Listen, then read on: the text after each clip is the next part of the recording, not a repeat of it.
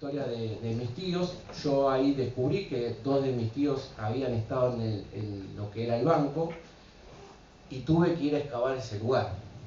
Cuando yo me enteré que tenía que ir a excavar ese lugar, obviamente pasaron muchas cosas por mi cabeza, porque entre esas era ver si podía encontrar los restos de aunque sea uno de mis tíos. Ahí estuvimos trabajando alrededor de 6, 7 meses, creo que un poquito más. Lamentablemente los restos de mis tíos no los encontramos, porque también hay que entender que los circuitos represivos, como en el caso del Atlético Banco Olimpo, muchas de las personas que pasaron por ahí también fueron parte de ser víctimas de lo que se conocieron como los vuelos de la muerte. Entonces es muy difícil a veces poder encontrar los restos de las personas que pasaron por esos centros clandestinos. Pese a eso encontramos los restos de dos personas, las cuales después fueron identificadas, y obviamente a uno lo pone contento, porque esto no es solamente más allá de que uno sea familiar, cada vez que se encuentran los restos de una persona que fue desaparecida en la dictadura, es como encontrar al propio familiar, digamos, ¿no? Y hace no poco, hace un año atrás, 2 años atrás, me tocó ir a hacer una inspección ocular a lo que se conoce, al centro clandestino de detención que se conoció como el Vesubio, que está ahí nomás también del banco, está ahí, sigue enfrente. Y trabajando en el equipo argentino de antropología forense, mi mamá también fue una detenida desaparecida. Mi mamá trabajaba en la Dirección General de Educación para Adultos. Su jefe era Carlos Grosso, que ahora digamos que está más para otro lado, digamos, se tiró más para el pro, pero se ve que en esa época era bastante progre. Y a mi mamá la secuestraron junto con Carlos Grosso y otra compañera más que estaba embarazada, y por investigación del equipo y por Maco, que Maco además de ser un histórico del equipo argentino de antropología forense, fue parte del equipo que formó Estracera para llevar adelante los juicios a las juntas en el año 85.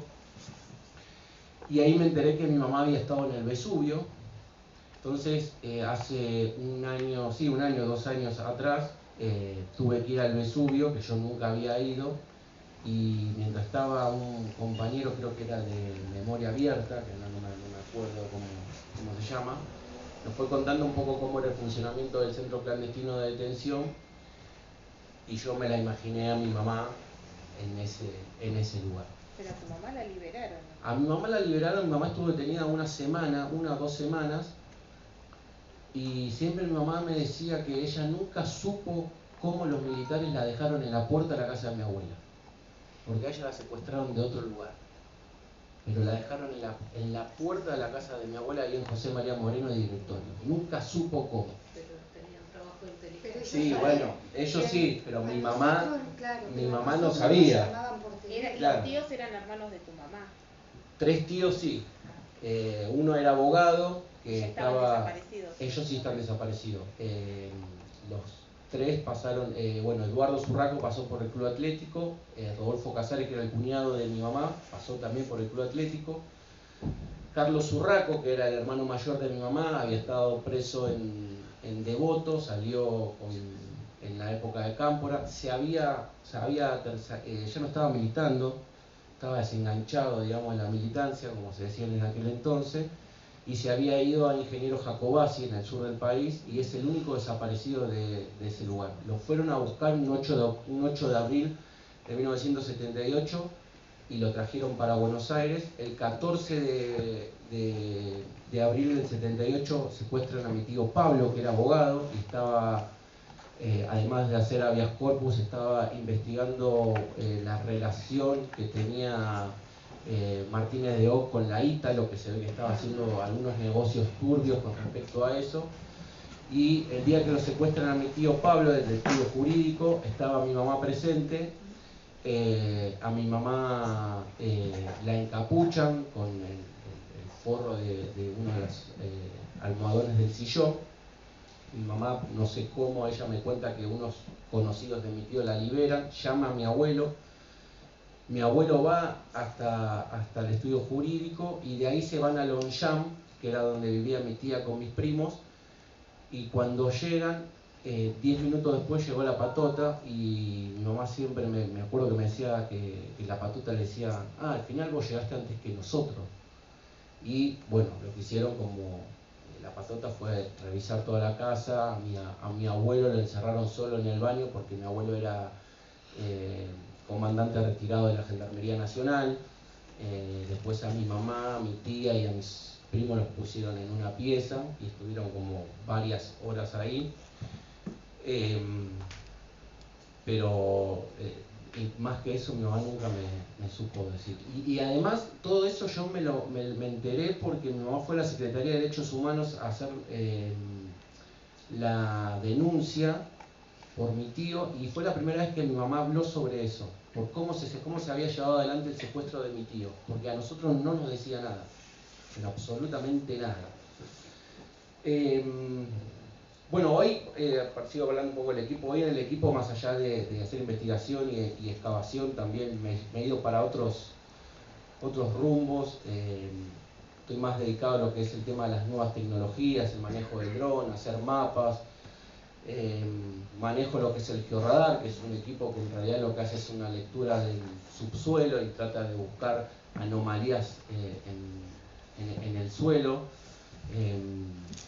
Y también, digamos, una de las cosas que hice fue participar en lo que fue la identificación de los soldados de Malvinas, que estaban en el cementerio de Darwin con la placa que decía soldado argentino solo conocido por Dios. Entre el 2013, 14 y 15 hicimos un trabajo en buscar a los familiares, tomar una muestra de sangre, después se fueron a trabajar algunos compañeros a las islas, en donde bueno, hicieron todo el trabajo de antropología y de laboratorio.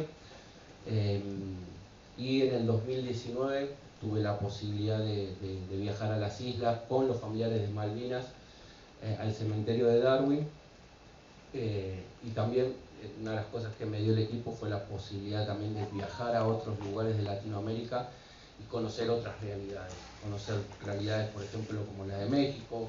Tuve la posibilidad de estar en una asamblea donde estaban los padres de los 43 estudiantes de Ayotzinapa, conocer la realidad de los países de Centroamérica como Honduras, Nicaragua, El Salvador, con todo el tema que tiene que ver con la migración, donde muchos migrantes intentan cruzar a Estados Unidos y lamentablemente no llegan.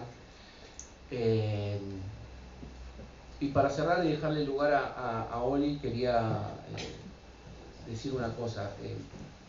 Últimamente a mí se me viene mucho a la cabeza la cuestión que tiene que ver con los derechos humanos en general. Nosotros tenemos que tomar lo que son las políticas de memoria, verdad y justicia como un puntapié inicial en lo que es la lucha por los derechos humanos, que en Argentina, digamos, ha sido un ejemplo para el resto del mundo y de América Latina. Pero también tenemos que pensar que hoy por hoy los derechos humanos, muchos derechos humanos siguen siendo violados, sobre todo en gobiernos como el que tenemos hoy en día. Hay muchos, como por ejemplo las comunidades originarias que fueron reconocidas en la Constitución del 94, pero que todavía siguen llevando adelante una lucha tremenda por recuperar su territorio. Entonces yo siempre pienso que no nos podemos solamente detener en lo que es la política de memoria, verdad y justicia, sino que eso tiene que ser puntapié para seguir luchando y seguir peleando por los derechos humanos en general. Que si bien los derechos humanos, como ustedes lo deben ver en la materia de Gaby, hay muchos tratados internacionales, hay muchas leyes que hablan sobre el tema de los derechos humanos, siempre los derechos humanos fueron y nacieron de la comunidad, o sea, de la sociedad, como una lucha social.